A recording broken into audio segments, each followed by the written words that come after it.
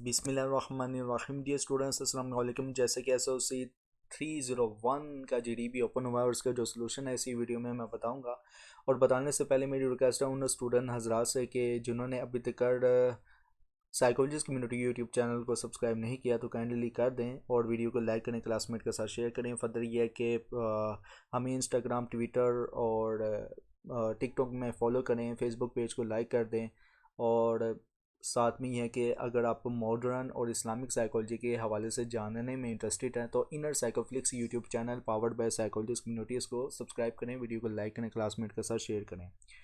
अब जो GDB है इस दफ़ा जो SOC 301 में पूछा गया है वो है पिक्चर्स को लेकर आपकी ऑब्जर्वेशन जो है ना वो पूछी गई है कि आप पिक्चर को लेकर किस तरह से ऑब्जर्वेशन करते हैं। और ये GDB आमतौर पर जितने भी होते हैं ना जो LMS की तरफ से एक्टिविटी डिज़ाइन की गई है स्टूडेंट्स के लिए, या फिर जो कोर्स इंस्ट्रक्टर या टीचर जो रखता है क्लास में कोई भी क्वेश्चन से ताकि स्टूडेंट्स की राय, ओपिनियंस या उसकी ऑब्जर्वेशंस देखी जा सके सवाल को लेकर, ये इसलिए GDB डिज़ाइन किया गया है। अब ये GDB का जो क्वेश्चन वाज़ेह तौर पर यही बता रहा है कि हर स्टूडेंट्स ने अपनी ऑब्जर्वेशंस के मुताबिक जो है वो आंसर राइट डाउन करना है।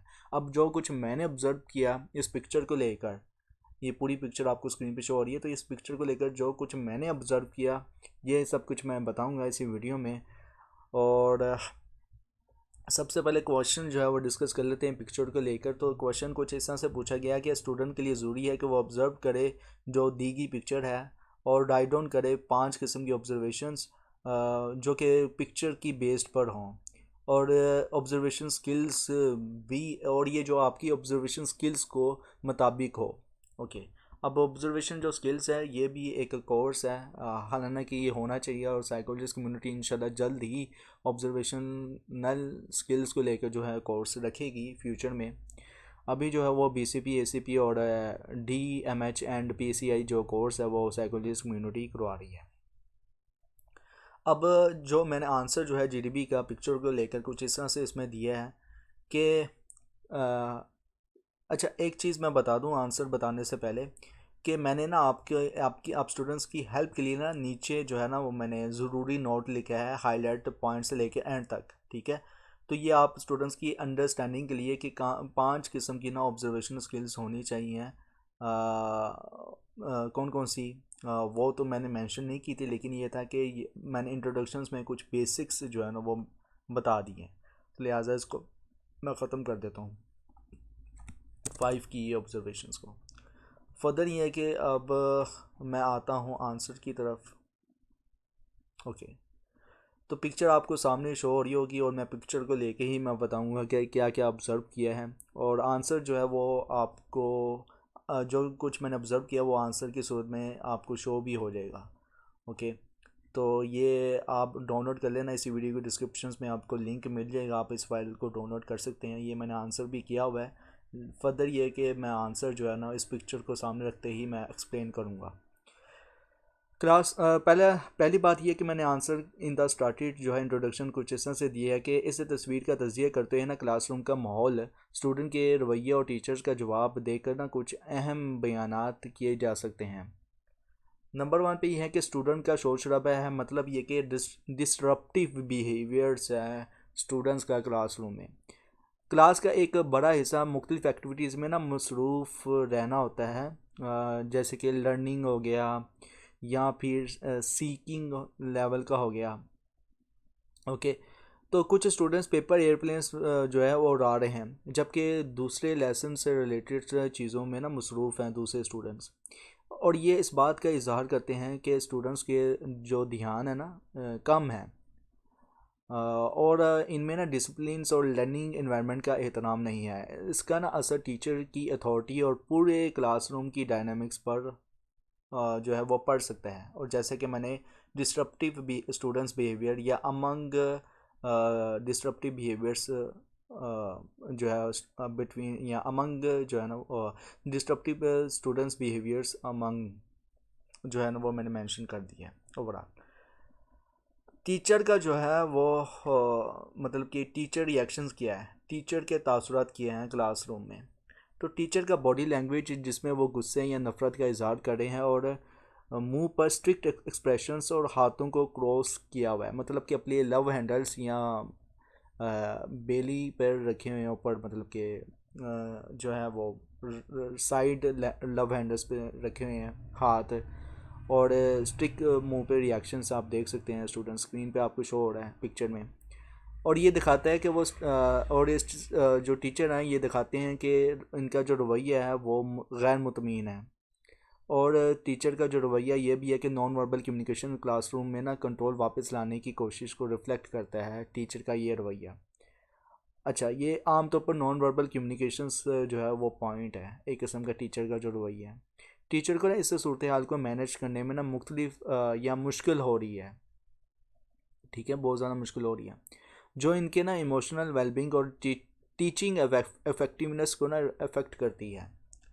ओके, अब ये तो मैंने बता दिया टीचर का रिएक्शंस। अब आते हैं हम एक और जो पॉइंट मैंने नोट आउट किया था वो है एंगेजमेंट लेवल्स, मतलब कि स्टूडेंट्स किस तरह से एंगेज हुए हैं क्लासरूम में। अच्छा, इसमें मैंने कुछ इस तरह से बताया है कि जहाँ कुछ स्टूडेंट्स बिल्कुल डिस्ट्रैक्ट हैं वहाँ दूसरे स्टूडेंट्स भी अपने हाथ उठाकर ना एक्टिविटी लेसन्स में ना शामिल हो रहे हैं। अब जैसे कि किस किस ने हाथ उठाया हुआ है, इस वाले स्टूडेंट्स ने हाथ उठाया हुआ है, ठीक है, वो वाइट बोर्ड की तरफ इशारा करके पूछ रहा है, ये वाला स्टूडेंट्स बहुत लाइक है, शायद मेरे जैसा है। अच्छा, ये जो स्टूडेंट है ये फीमेल ब्लैक कलर की, तो हालांकि कि ब्लैक नहीं कहना चाहिए, जिस तरह भी अल्लाह ताला ने बनाया है इस छोटी सी फीमेल स्टूडेंट्स को। अच्छा, इस ये भी ना white black sorry white board की तरफ देख रही है और समझ रही है, बाकी ये जो है ये सोए स्टूडेंट्स के बाल खींच रही है, ठीक है, तो ये छोटी सी लड़की। अच्छा, इसमें मैंने कुछ इस तरह से बताया कि जहाँ कुछ स्टूडेंट्स जैसे कि बिल्कुल डिस्ट्रैक्ट हैं वहीं दूसरे स्टूडेंट्स अपने हाथ उठाकर ना एक्टिवली ना लेसन में शामिल हो रहे हैं। और ये इंगेजमेंट की ना लेवल में फ़र्क इस बात को दिखाता है कि हर स्टूडेंट्स की ज़रूरत अलग होती है, और ये टीचर के लिए ना मुश्किल हो सकता है कि वो ना हर स्टूडेंट्स को इंगेज कर सके और इन्हें फोकस जो है और इनका जो फोकस है लेसन में बनाए रखे, और ये स्टूडेंट्स के लिए मुश्किल होता है। अच्छा, ये मैंने बता दिया इंगेजमेंट लेवल। अब आते हैं क्लासरूम इन्वायरमेंट। क्लासरूम इन्वायरमेंट को लेकर मैंने कुछ इस तरह से इसमें बताया है कि क्लासरूम का माहौल ना अच्छी रोशनी, अच्छी तरह से ऑर्गेनाइज की गई चीज़ें और बुक शेल्फ और टीचिंग मटेरियल से जो है वो भरपूर है, और ये पॉजिटिव फिज़िकल इन्वायरमेंट को दिखाता है जो लर्निंग के लिए मुफीद है। ओके, देखें कि रोशनदान भी है, खिड़कियाँ हैं, बुक शेल्फ हैं, टीचर टेबल्स है, वाइट अच्छा रोशनदान ये है। ओके, और ये जो है वो वाइट बोर्ड भी है, वेल ऑर्गेनाइज है। ओके, लेकिन जो शोर शराबा है ना, डिस्ट्रप्टिव बिहेवियर्स है स्टूडेंट्स की ना लेकिन जो शोर शराबा है और स्टूडेंट्स की डिस्ट्रैक्टेड बिहेवियर्स है ना, ये सब इस बात को साबित करते हैं कि सिर्फ फिज़िकल सेटिंग से क्लासरूम का माहौल प्रोडक्टिव नहीं हो सकता। इसलिए इफेक्टिव क्लासरूम में ना मैनेजमेंट स्ट्रेटजी से ज़रूरी होती है ताकि डिस्ट्रैक्शंस को ना कंट्रोल किया जा सके। ओके, ये मैंने बता दिया है क्लासरूम इन्वायरमेंट्स के हवाले से।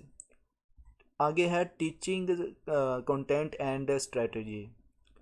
इसको मैंने कुछ इस तरह से बयान किया है अपनी ऑब्जर्वेशंस के मुताबिक, मतलब कि बोर्ड पर लिखे इक्वेशंस ये दिखाती है, मैथ की जो इक्वेशंस है ये दिखाती है कि मैथमेटिक्स का लेसन्स हो रहा है क्लासरूम में, लेकिन स्टूडेंट्स की लैक ऑफ इंगेजमेंट ये इंडिकेट करती है कि शायद टीचिंग स्ट्रेटजीज सभी स्टूडेंट्स तक अच्छी तरह नहीं पहुंच रही, और ये इस बात का इजहार कर होता है कि differentiated instructions, interactive teaching methods और बेहतर क्लासरूम मैनेजमेंट की ज़रूरत होती है ताकि ना हर स्टूडेंट्स को ना मोटिवेट और इंगेज किया जा सके।